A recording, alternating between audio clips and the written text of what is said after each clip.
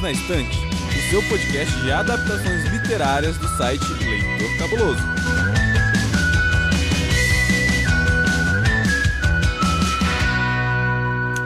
Em janeiro, a Netflix lançou mais um filme de investigação. E se você pensa que é mais um filme de investigação genérico, não é bem assim. Porque hoje nós vamos falar sobre um filme que tem livro, mas talvez o personagem seja um autor ainda mais famoso que o autor do livro que gerou esse filme. Já vamos desenrolar isso. E eu chamei um especialista no assunto, um cara que é muito fã desse personagem autor e que tá super sumido por aqui. Então, oi sumido, bem-vindo de volta.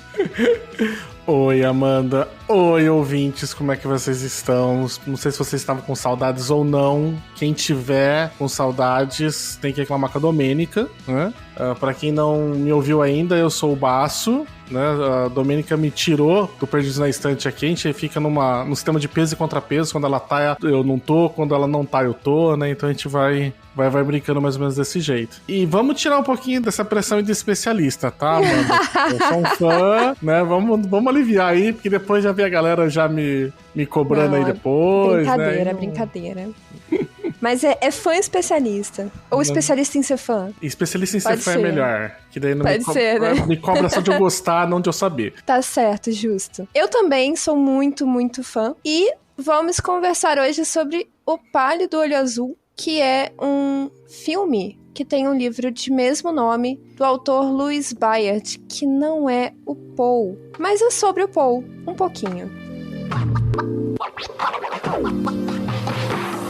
Aquele momento mais esperado, aquele momento mais amoroso do Perdidos, que é hora de mandar beijo. E o meu beijo esta semana vai para o queridíssimo Leandro Gomes, que anda comentando em vários dos nossos posts, em vários dos nossos episódios, sempre super empolgado com a gente. Leandro Gomes, nós também somos empolgados com você.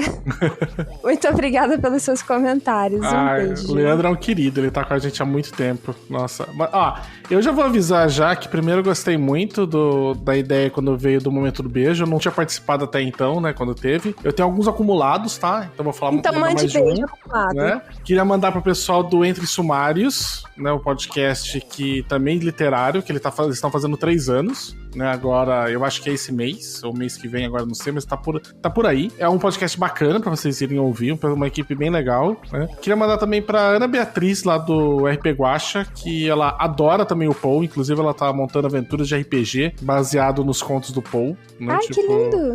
Que é bem legal, né? Mandar meu beijo de sempre que eu mando pra Erechu, porque ele é um lindo. Eu não posso perder a sua oportunidade, não é mesmo? E também endosso também um beijo pro Leandro Gomes, porque ele é um querido que tá com a gente há tanto tempo, acho que, sei lá, desde né? Desde que eu me lembro que a gente começou a fazer as coisas, ele tá aqui com a gente. Justo. E continua empolgado. Sim, muito empolgado.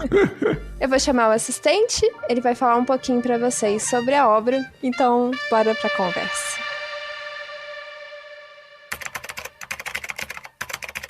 O Pálido Olho Azul é um livro de mistério e investigação escrito por Louis Bayard e publicado em 2003. Na história, o jovem Edgar Allan Poe é um cadete da Academia Militar de West Point, em Nova York, e é recrutado por um investigador para auxiliar a reunir provas em um caso envolvendo mortes macabras. O filme é protagonizado por Christian Bale como detetive August Landor e Harry Melling como Edgar Allan Poe. Ouvinte, eu quero deixar bem claro que nós vamos falar com liberdade aqui, então, se você ainda não assistiu ao filme, assiste. Tá lá na Netflix, é gostosinho de assistir, é legalzinho, você não vai perder seu tempo, eu acho, né, Baço? Não, imagina, não vai. É um filme super gostoso de assistir. Ele é curto, ele pode parecer um pouco parado pro pessoal, só que eu acho que ele tem um ritmo muito bom. Ele tem um ritmo lento, mas ele é constante. E aí eu acho que vai ser muito gostoso. E é uma aventura de mistério, né? O mistério sempre prende a gente. Então você acha que você consegue convencer o leitor, ó. Você acha que você consegue convencer o ouvinte a assistir esse filme em 30 segundos? Vamos tentar aqui então, vai. Tá marcando tempo de verdade mesmo ou é 30 segundos fictícios? Tô marcando tempo, vai.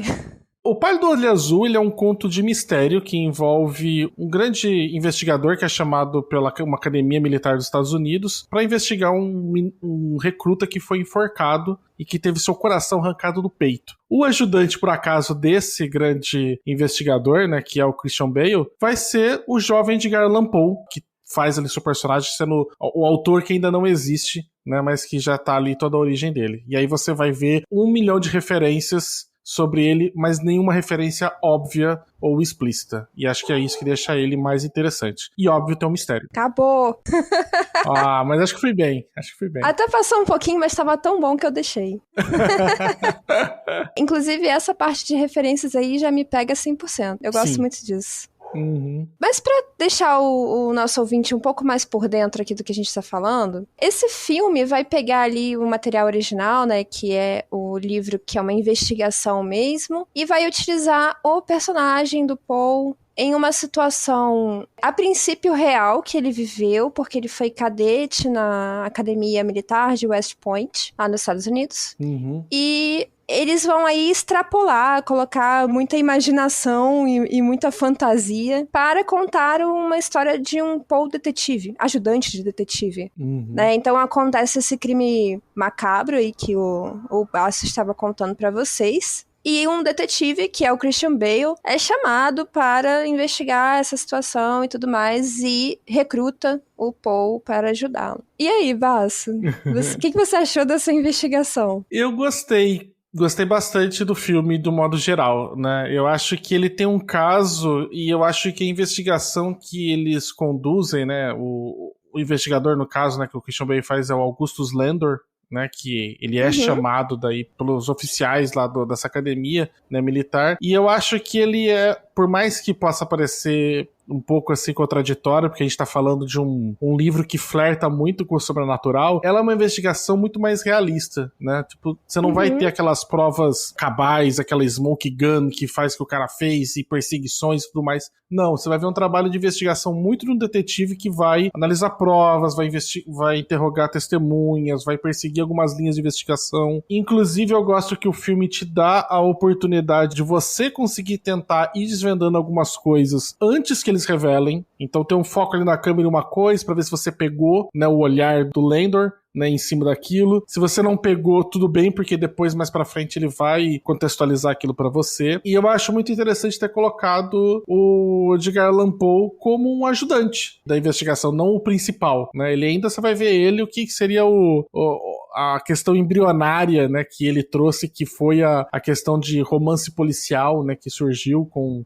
Eu não sei se a gente pode falar que surgiu exatamente com ele, porque isso é um pouco controverso. Mas eu acho que se popularizou com ele. Isso, se ele não criou, foi ele que se popularizou e acabou foi considerado depois o pai do romance policial, né, moderno. Apesar de ele ser muito mais conhecido pelos contos góticos, né? Sim. Na verdade, tem toda essa questão policial aí. E eu acho legal, assim, de como que eles mesclam, porque o que eu gosto um pouco do filme é que eles têm tudo que pessoas que gostam do Poe tem ali no filme sem ser diretamente relacionado, sabe? Não vai ser o show da mil uma referência, sei lá, tipo, quando a gente vai ver algum, sei lá, às vezes filme da Marvel, que daí você fica caçando onde é que tá o easter egg, né? Não tem easter eggs, né? Mas você tem muito rimas narrativas, tem muita coisa que te lembra, né? Que trabalha com o imagético do Poe, né? Por exemplo, o filme inteiro, ele tem um tom de que pode ser levado para uma questão sobrenatural, de que é um rito satânico, de pessoas que estão trabalhando com demologia, com rituais mágicos. Tem vários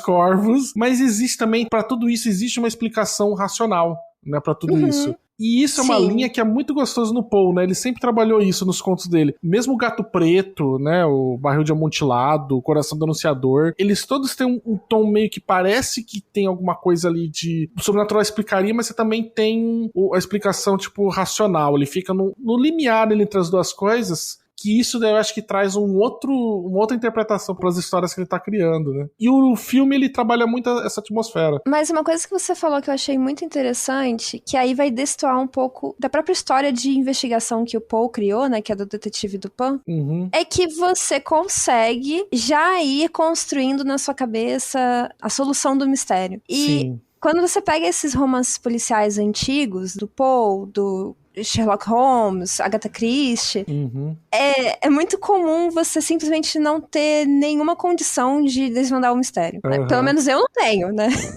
Eu não alcanço. Mesmo porque normalmente eles trabalham na narrativa, quem tá contando normalmente esses contos nunca é o detetive. Né? Você sempre vai ter uma outra pessoa que tá contando aquilo ali. Você não tá dentro da cabeça do detetive, mas porque se tivesse, somente desses, né? Sherlock, o Dupin, né? O Poirot, eles desvendam normalmente o caso na primeira cena que eles veem. Né? O restante é só a construção das provas, né? E aí você fica assim, né, achando o livro inteiro que não, é fulano. E de repente, nada a ver. Mas esse filme não, ele... É porque eu particularmente não gosto desse tipo de coisa, sabe? Porque eu me sinto meio tapeada. Sim. Mas no caso desse filme, não. Eu acho que ele realmente vai fazendo isso. Eu acho ainda que nos livros, eu acho que o Sherlock, apesar dele ser o meu preferido, tá? Assim, incontestavelmente, de todos os detetives da ficção, ele é meu favorito. Ele tem muito disso, né? Ele tira a solução do orifício, né, dele, né? Vozes da minha cabeça. Você não viu ela, né? Porque normalmente ela é absurda, né? Mas sim. A Agatha Christie, eu acho que ela é um pouco mais honesta nisso, né? Quando você, sei lá, o assassinato de Roger Ackroyd, né? Tipo, ele é um pouco mais... Quando você releu o livro com a solução já na cabeça, você vê que estavam ali as pistas. Mas o próprio Dupin, né? Tipo, da carta roubada, né? Tipo, depois do Poe, e vários outros contos dele que tem de investigação, você fala, cara, eu não tinha condições, porque eu não tenho todas as skills que o detetive tem pra ter visto isso. Nossa, né? Eu lembro a primeira vez que eu li um conto do Poe foi justamente do Detetive Dupin, e eu fiquei assim, quê? O que foi que aconteceu aqui? O assassinato na Rua Morgue é impossível você saber, tipo, o que aconteceu. É impossível, é bizarro. É bizarro. E aqui eu acho que eles vão trabalhando, mas aqui você acompanha o investigador, né? E aí eu acho que por isso até que ele dá um outro coisa. E tem toda aquela coisa, né? O filme inteiro, a paleta de cores dele inteira, tipo, é super fria. É como você falou, tem uma questão do macabro, daquela coisa do gótico, que é tudo muito escuro. Tem muito contraste de luz e sombra, né? A galera tá sempre sendo iluminada por vela, né? Muita noite, né? Aquela coisa bem obscura.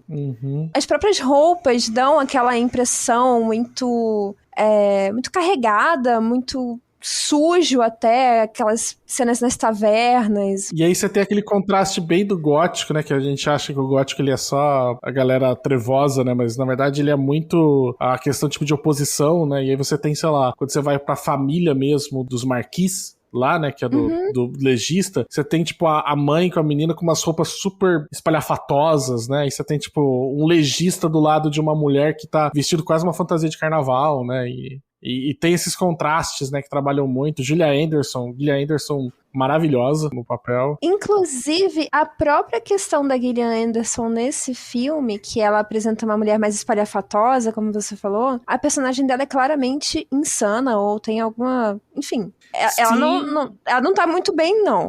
E aí trabalha muito esse lance, né, porque a filha dela, teoricamente, dá a entender que a filha, né, que é o que tá, uma das que tá por detrás de tudo, né, que é a Lia, dá a entender que ela tem epilepsia, e aí você vê que parece que ela herdou alguma disfunção, tipo, da mãe que ela teria. Sim. E aí você tem aquela coisa, tipo, de que ela tá escutando vozes da cabeça dela e por isso ela acredita no demônio, mas também tem a questão da epilepsia que justificaria isso, né, e sabe, aí a mãe acreditar nisso pode ser por isso, pode ser por desespero, por tentar salvar a filha, sabe, tipo, eu gosto muito de como que ele vai trabalhando toda a ideia de, você quer ver o sobrenatural? Você vai ver. Você quer ver o lógico, o racional? Você vai ver. E isso eu acho que dá uma puta de uma diferença pro filme. Concordo, inclusive essa insanidade também faz parte do gótico, né, também faz muito parte dos contos do Poe, ele sempre abordou bastante esse tipo de coisa de doença, de... a própria morte, né, a morte tá sempre presente. Mas esses caminhos, assim, tortuosos até a morte, de doença, de loucura, isso tudo é muito presente.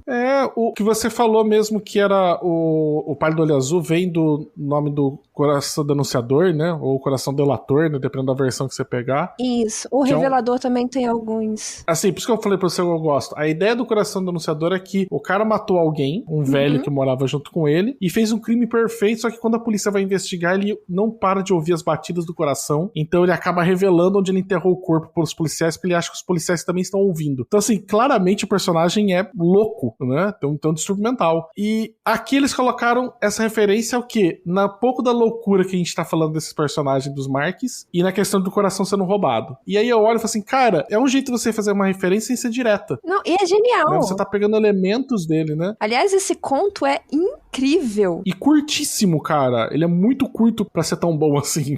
Não é? Nossa, mas esse conto é maravilhoso. É um dos melhores dele. E justamente isso da loucura, né? E a culpa também, né? A loucura e a culpa. Sim. E eu acho que se a gente forçar um pouco a barra, isso se estende até pro próprio Landor, porque, de certa forma, ele não tá ligando muito, não. Ele não tem culpa. Ele não é um personagem carregado por culpa. Mas ele sabe que a hora dele vai chegar. Então, eu acho que isso também, extrapolando aqui um pouco, também reflete o personagem dele. Tem uma estranheza, né, tipo, típica do Paul, né, por exemplo, o cara do gato preto, né, que ele acha que o gato preto dele morreu e ele matou, né, eu não lembro se ele matou ou deixou morrer o gato preto no incêndio, né, agora não me lembro. Eu também não me lembro disso, desse detalhe. Um outro gato retorna, ele começa a achar que é uma reencarnação ou é o espírito do gato que voltou e ele começa a estar numa espiral de loucura por conta disso, sabe, e aí você fala, cara, sabe, e aí você fica pensando, um espírito possessor que retornou ou ele que só viu o outro gato preto, né, e tá fazendo associação ou ele por só culpa. tá doido. Ou ele só tá doido e o gato preto nem existe esse segundo. E esse tema também que você tem no Detetive de Vingança, que você vai ver com certeza. No Barril de Amontilado, né, você vai ver ali, tipo, também que é uma coisa muito presente nos temas do Paul, né, dá pra você ver, tipo, muito, não só o Dupin, como a temática dele, tipo, em outros contos, né. O Dupin fica a referência mais óbvia aí do detetive, porque é um detetive. Mas se a gente for caçar, realmente, ele coloca ali muitos temas que são muito corriqueiros na literatura do Paul. E, inclusive, essa questão que a gente ainda não comentou do amor, que é sempre um amor muito trágico, um amor muito dramático, um amor muito sofrido. Porque no filme, o personagem do Paul se apaixona pela menina lá, Marquis, e a que tem epilepsia, e é um amor já fadado ao fracasso desde o começo, desde o princípio. Então tem todo aquele sofrimento. E a mulher doente, o que é outro tema extremamente recorrente no Paul, porque ele era um cara tudo traumatizado com isso, né? Sim. E é engraçado porque são duas coisas, né? Uma que ele ser traumatizado e a outra que ele conseguiu perceber que esse era um sentimento mais pungente. Você vai ter a gente falou dos corvos, né? Você tem o poema O Corvo dele, que é o mais famoso que o pessoal conhece, né? Se você ler, por exemplo, Filosofia da Composição que ele escreveu... Ai, é ótimo. Ele diz exatamente, né, sobre isso, pela questão tipo, de que ele escolheu o sentimento da melancolia, do sofrimento, da dor de ter perdido a mulher amada, porque ele achava que era, de uma maneira lógica, racional, a possibilidade de atingir o maior número de pessoas, porque era um sentimento mais universal e que tinha mais possibilidades de causar alguma comoção. Então, é engraçado que até nisso mistura um pouco, né, as duas coisas, né? Pode ser por um lado ou pode ser por outro, né? Pode ser por uma questão da própria vivência dele ou pode ser um arranjo meticuloso, racional para tentar extrair o maior potencial possível daquele poema que eu vou fazer. Ou pode ser as duas coisas juntas, porque eu acho que a forma como eu vejo o Paul, ele era um cara extremamente racional, muito lógico, mas também muito melancólico, né? E trevoso. Acho que ele conseguia juntar as duas coisas. E essa coisa lógica, até que a gente vai ver depois na questão de poder de dedução que inspirou o Poirot e o Sherlock Holmes, né? E ele gostava muito de que os contos dele de investigação fossem bem lógicos e tinha muitas charadas, muitos puzzles, né? Muitos quebra-cabeças para serem investigados, né? Aquela coisa que a gente vê no filme, que deixa-se um bilhete e ele vai tentar identificar pela questão do bilhete quais são as palavras que podem ser, pensando de qual que são as letras que têm mais probabilidade de aparecerem juntas. Isso é de um conto dele chamado Escaravelho de Ouro, entendeu? Que você vai ver que ele trabalha a questão tipo de decifrar um código, vendo pela amostragem tá inteiro criptografado, na verdade, a carta, e ele começa a decifrar por qual que é a letra que tem maior incidência no inglês. Era a letra I ainda, ele falava, que é o que mais aparece. Então ele falou, bem, então aqui na carta criptografada, o símbolo referente à letra E é o que mais tem que aparecer. E aí, a partir disso, ele consegue estabelecer essa primeira letra e fala assim, tá, quais são as letras que estão mais perto, mais associadas a ela na nossa ortografia? E aí ele começa por isso e ele decifra o código sem ter a chave, que normalmente na criptografia sempre tem uma chave, né, pra poder pra quebrar o código, e ele quebra através disso. E eu falo, cara, é muito desse conto dele essa parte. E ele sempre foi muito dessa parte lógica, que aí depois você vai ver que o próprio Sherlock vai trabalhar com essa questão da racionalidade levada ao extremo, e a questão do poder de observação, que no filme tem muito isso, né? Você vai ver no personagem Christian Bale, né? Sempre tem uma parte que foca que ele percebeu uma coisa, que ele viu uma coisa. Que aí você vai ver muito isso no Poirot da Agatha Christie, que ele fala muito de você olhou, né? Mas você não viu. E o personagem dele tá todo esse momento, né? Tipo, quando ele vai ver que o livro lá do Discursos do Diabo, lá do Discurso do Diabo, sei lá das contas, agora não sei qual é o nome. Sim, o livro raríssimo lá.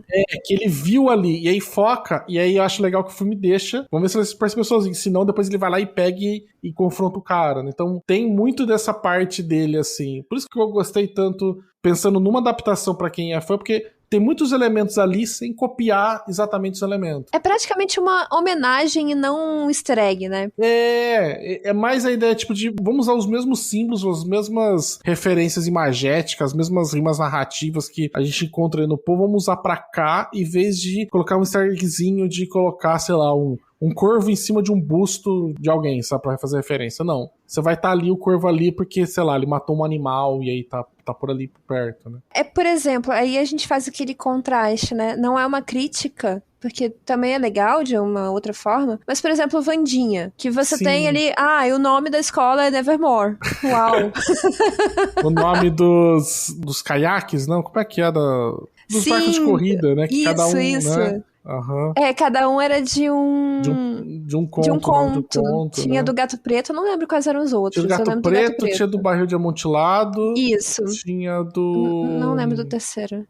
Eram 3 ou 4, agora eu também não lembro. Eram 4, mas eu me lembro que era dos mais famosos, assim, né? Aí já é uma coisa bem explícita, né? É um easter egg, mas é um easter egg. Aí é o show da Mil e Uma Referências mesmo, né? Isso. Aqui não, aqui é tudo bem sutil. Assim, é bem interessante, tem uns jogos de cena também que de repente dá um close assim no corvo, aí o corvo sai voando.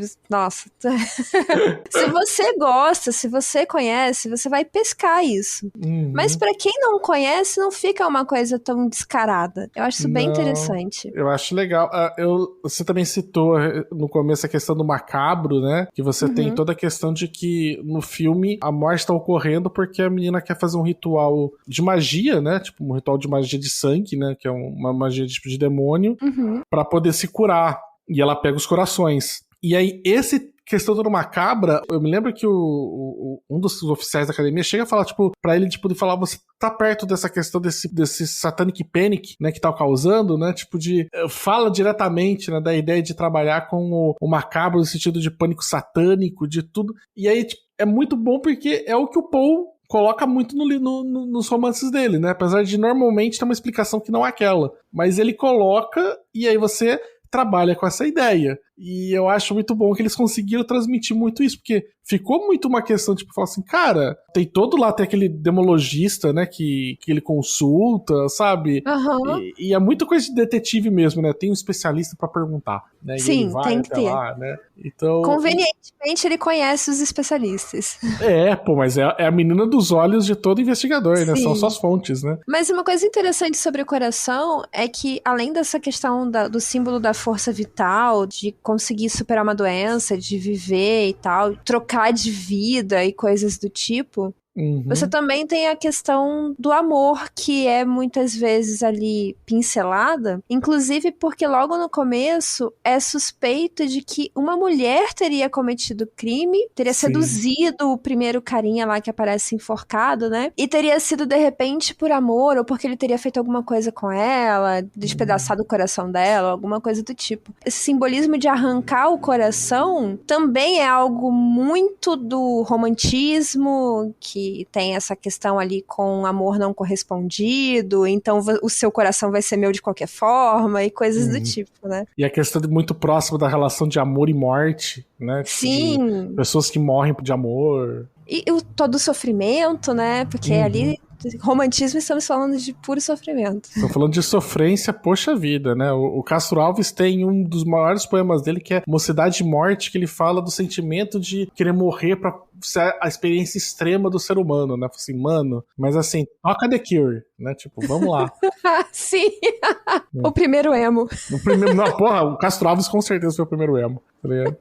Do Brasil. Ai, meu Deus, muito bom. E o Paul talvez fora. O Paul foi o que surgiu o movimento no mundo, né? Tipo, foi o que trouxe, né? O gótico trevoso. Ei, você quer encontrar um mundo secreto de adaptações literárias? Sim, mas onde? No Perdidos na Estante. Agora, falando mais assim do filme, o roteiro, alguma coisa te desagradou? Você esperava mais? Eu gostei de como tava indo toda a investigação até o final, sabe? O roteiro eu gostei porque ele é um roteiro bem linear, gosto bastante disso. Cada prova que eles descobrem leva a mais um pouco de entendimento, e aí você vai acumulando as pistas para que elas montem o quebra-cabeça. É bem aquela ideia tipo de que sozinha a peça não funciona, mas quando você começa a unir todas elas vão mostrando a figura, e o bom é que é no sentido de ir avançando.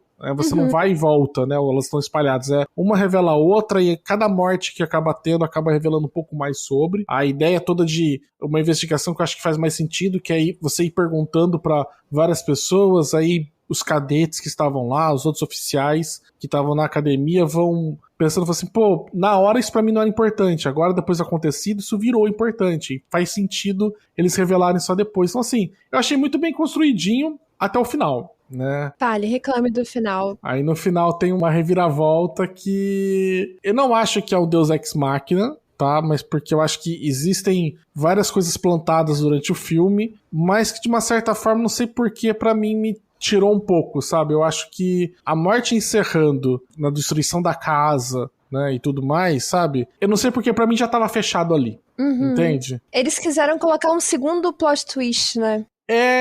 Entendeu? Isso, assim, não que eu achei ruim, mas eu achei um pouco desnecessário, né? Inclusive, eu acho muito bonita a cena final do negócio pegando fogo dos dois irmãos. Remete muito, que aí, não sei se você pegou, a queda da casa de Usher. Nossa, verdade, eu não tinha pensado. Porque a casa de Usher também são dois irmãos, né, que estão morando numa casa e que tem uma ideia até que talvez eles sejam vampiros, né, e uma ideia assim que é ligado, porque ele tem um macabro ligado a eles, e ali os irmãos estão fazendo os rituais, né, demoníacos, e também tem a história da queda da casa de Usher duplamente, né, porque os dois irmãos morrem, então a dinastia Usher desaparece, mas a mansão, o solar dos Ushers também desabam junto com eles, né? Que é meio que aconteceu ali. Apesar de eu não ser exatamente a casa deles, mas a referência tá ali, né? E aí eu gostei, falei, terminou com uma queda da casa de Usher, né? Que tem tudo a ver com esse... Quem quiser depois desse conto, ele... Não importa se já ter falado aqui o final, porque não é importante. O importante é a ideia toda que vai sendo construído deles de brincar também com... Eles são vampiros? Né, eu tô, sei lá, o cara tá dentro do covil, ele não tá, né, então é essa brincadeira bacana. E eu achei que tinha encerrado bem. E aí você tem um plot twist final que eu acho que, inclusive, é aquilo que você falou, né, de eles acharem que era uma mulher no início, e a primeira coisa que o detetive pergunta, né, o Landor, é isso, né, não uma mulher, né. E aí você depois descobre que quem tava matando era a Lia McKeers. E aí você fala, cara, a primeira suposição dele, aí você fala... Não era uma suposição, né? Era saber o quanto que o pessoal já sabia do que estava acontecendo, né? Na verdade, era ele investigando o quanto que estava bem coberto o plano dele. Né? Porque é a oportunidade perfeita, né? Esse clichê do investigador investigando o próprio crime é perfeito. É o cenário ideal. Porque ele vai encobrindo as próprias marcas, né? Sim. Inclusive, eu achei que quando o último lá falou que pegou todas as roupas e desapareceu, eu achei que era ele mesmo que tinha matado já o último e sumido com as roupas dele pra falar que ele tinha fugido, sabe? Mas depois descobre que não. Mas assim, eu não gostei, tipo, de saber que no final o Christian Bale estava malcomunado com os Marquis e estava todo ele providenciando as mortes por conta de que, aí pra variar, né, tipo... outra coisa que eu não gosto mais, que é estupro como motivação, tipo, do personagem. Foi o estupro da filha dele que motivou ele a se vingar dos 3 caras. Sim, como motivação da vingança, né? De novo, sabe? Porra, gente, 2022, né? Já deu, né? Mas... Não sei, o que você achou? Você gostou dessa última parte? Eu vou te falar assim, eu gostei da surpresa de ter sido ele. Apesar de ser um clichê bem batido, não tinha passado pela minha cabeça que era ele. Uhum. Então eu fiquei, interessante. Eu achei que tinha acabado, não acabou. Tem mais. Só que... Agora que você falou da queda da casa de Usher, me deu um clique aqui, eu lembrei do conto, porque assim, tem muito, muito tempo que eu li esse conto. Uhum. Tem, sei lá, quase uma década que eu li esse conto, eu acho. Então, agora que você falou, me relembrou e eu acho que realmente teria sido perfeito por causa da referência. Eu acho que teria fechado com chave de ouro. Uhum. E aí eu já tô questionando aqui, você me fez questionar nesse momento se eu realmente gostei do final.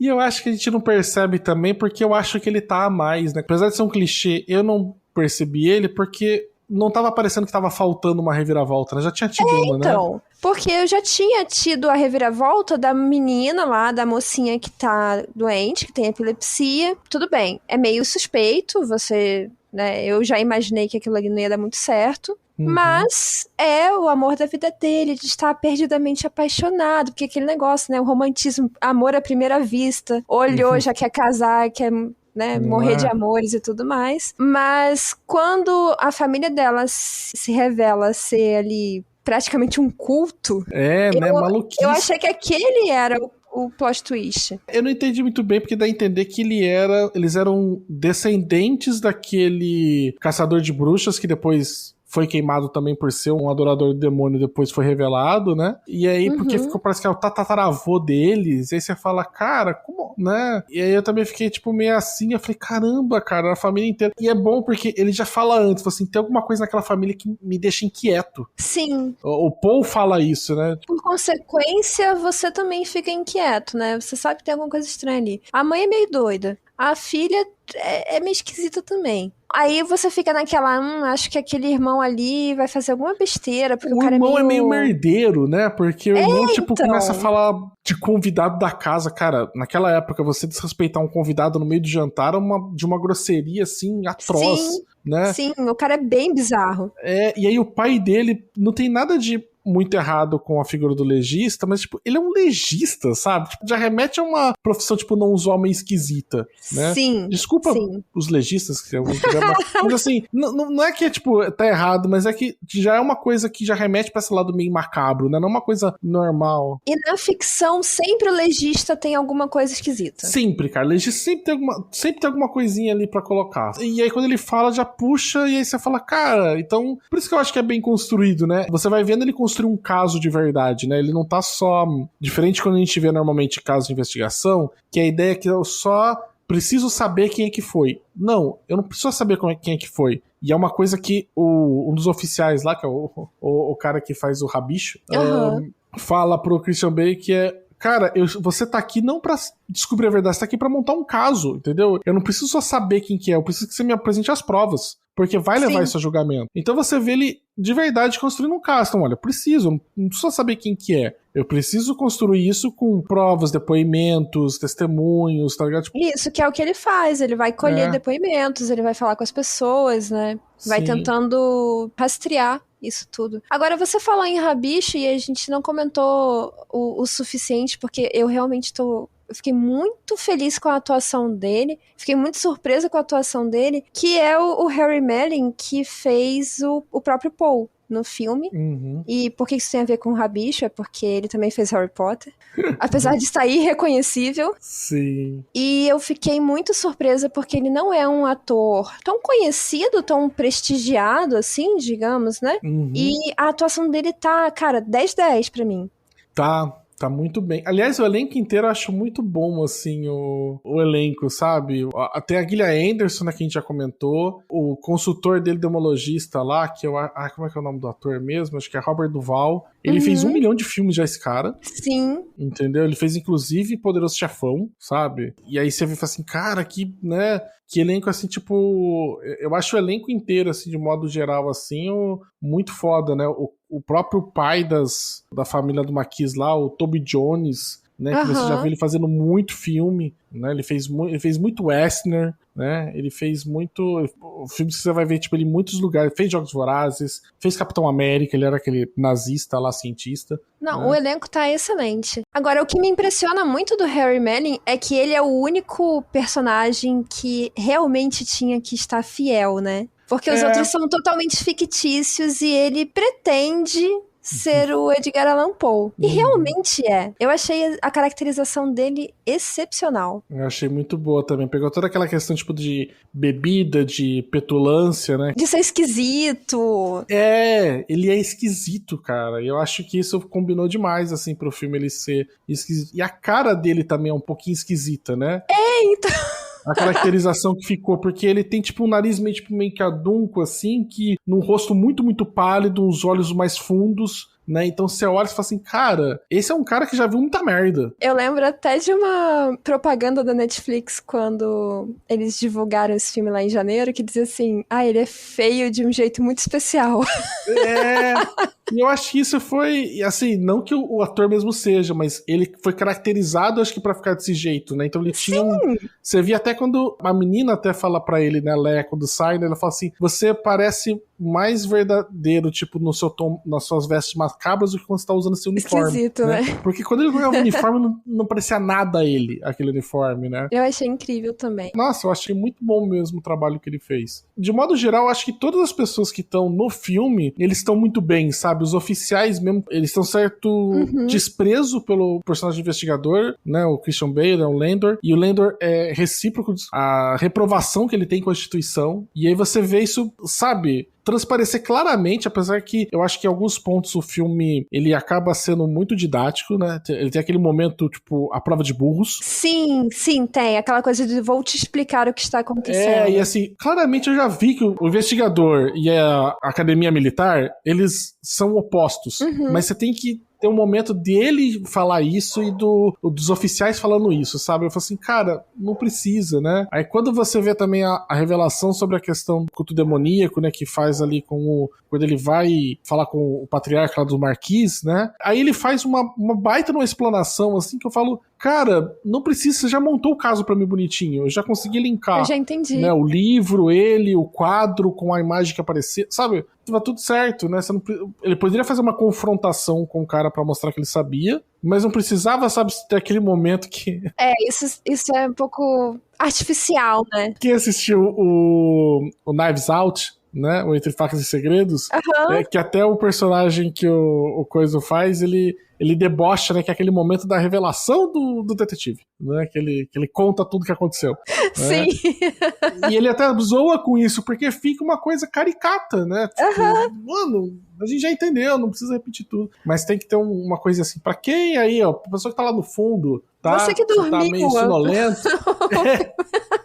Você que tava olhando no celular enquanto assistiu o filme, pera aí que eu vou te dar aqui, ó. Né, você foi no banheiro nesse momento, eu vou te dar a explicação aqui, fica tranquilo. Não é? Muito bom.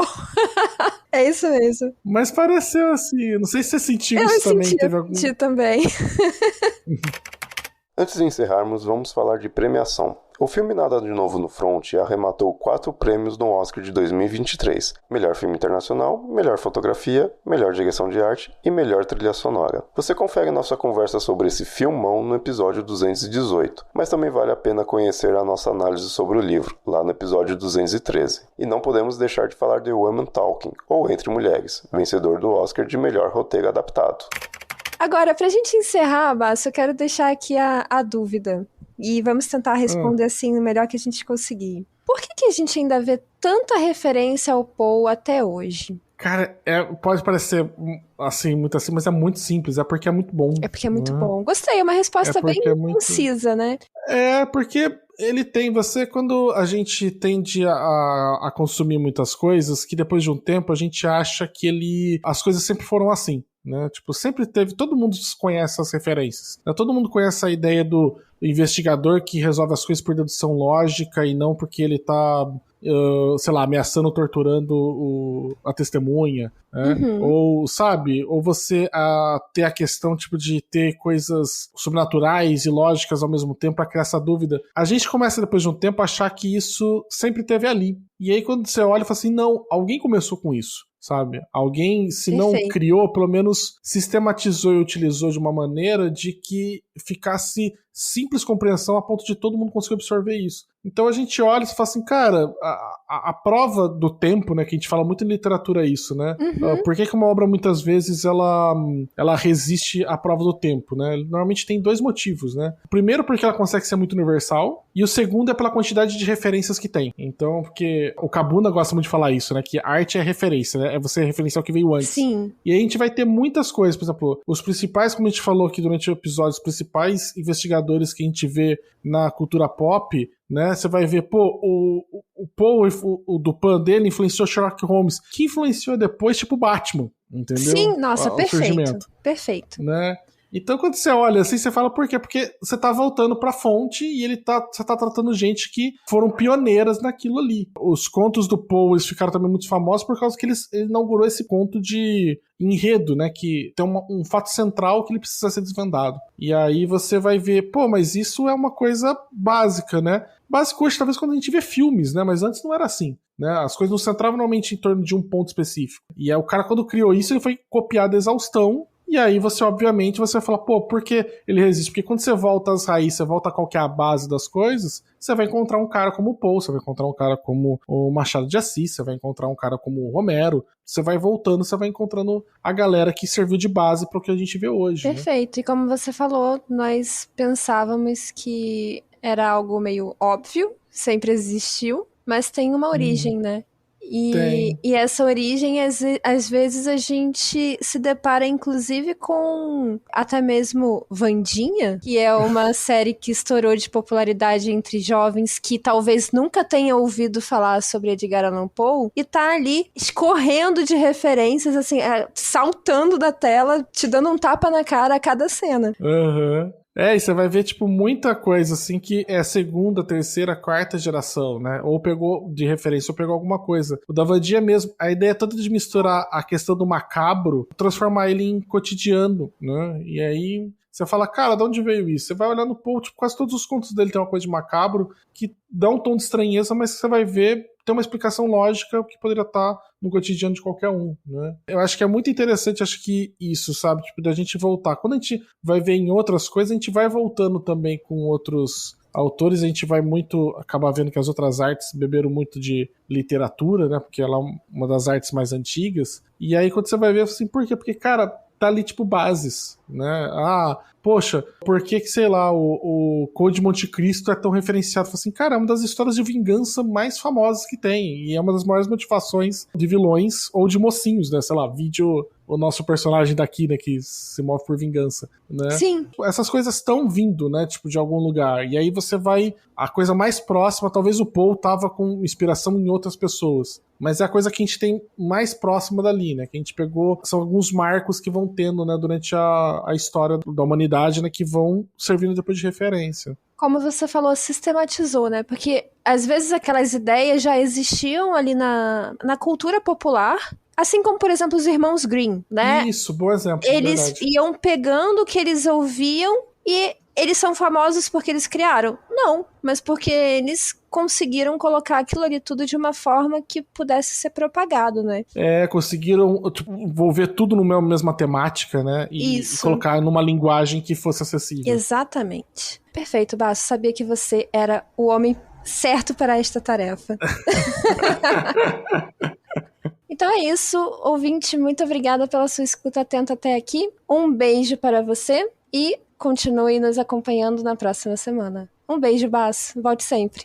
Vou voltar sim. O próximo que a Domênica não tiver, eu volto. Beijo, gente. Contribua para novos episódios do Perdidos na Estante em catarse.me/leitor_cabuloso ou no PicPay. Se você é das redes sociais, nos encontre em twitter.com/perdidosestante e instagram.com/perdidosnaestantepod.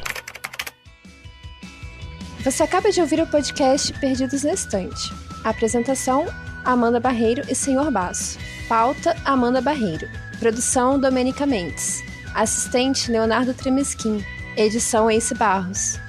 Esse episódio é um oferecimento de Aire Chu, Aline Bergamo, Alan Felipe Fenelon, Amaury Silva, Caio Amaro, Camila Vieira, Carol Vidal, Carolina Soares Mendes, Clécius Duran, Daiane Silva Souza, Guilherme De Biasi, Igor Baggio, Janaína Fontes Vieira, Lucas Domingos, Lu Bento, Luiz Henrique Soares, Marina Jardim, Marina Kondratovic, Moacir de Souza Filho, Nilda, Priscila Rúbia, Ricardo Brunoro e Rodrigo Leite.